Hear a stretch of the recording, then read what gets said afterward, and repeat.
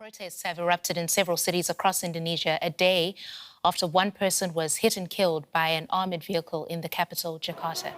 Police fired tear gas and used water cannons against the crowds. Rising unemployment and inflation are driving the student-led protests.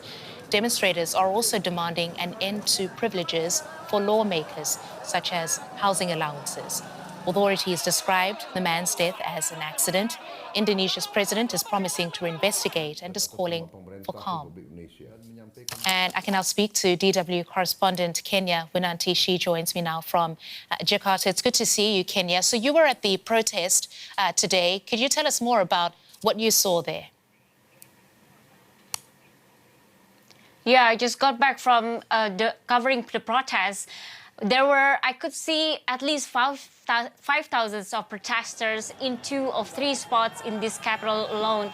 And it made up of, the turnout was made up of students and other elements of the people, including motorcycle taxi drivers. The tension was very high since morning as the police shot tear gas to the crowds. And the crowds responded by firing firecrackers. They throw stones and other things to the police. And as I speak now, the protests are still going on in several spots in this capital. This is not a subject to Jakarta alone because it is part of a larger movement across Indonesia. The protest has been going on for at least a week, and the peak was last night, like you mentioned, after one motorcycle taxi driver was killed. And for today, there are other demonstrations in other cities in Indonesia. Yeah, and Kenya, if you could just continue on the reason people are so angry and what it is that the protesters are demanding. The Indonesian people generally were frustrated by the fact that Indonesia's economic is currently not going well. But at the same time, they found out that parliament members got housing allowance that is 10 times of minimum wage of the people in the capital of Jakarta.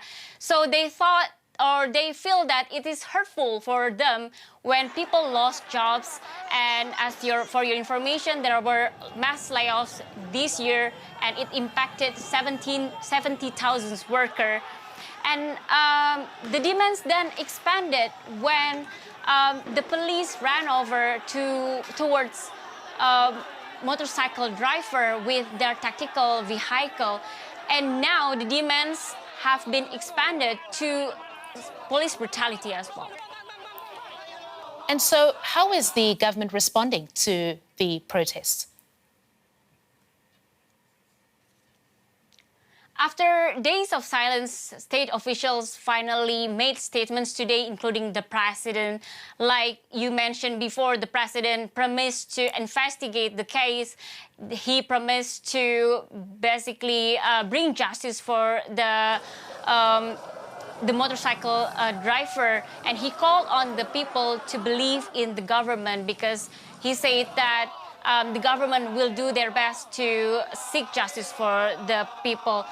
But it cannot contain frustration because people have been so angry about policies that recently happened in Indonesia, including the economic policies, mass layoff and other policies, and now they're frustrated with the police brutality. They're very angry about it. So in social media, people are still calling for or still expressing distrust and also angry towards the government. But hopefully with today's statement, with today's condolences from the state officials to the families, this tension could de-escalate.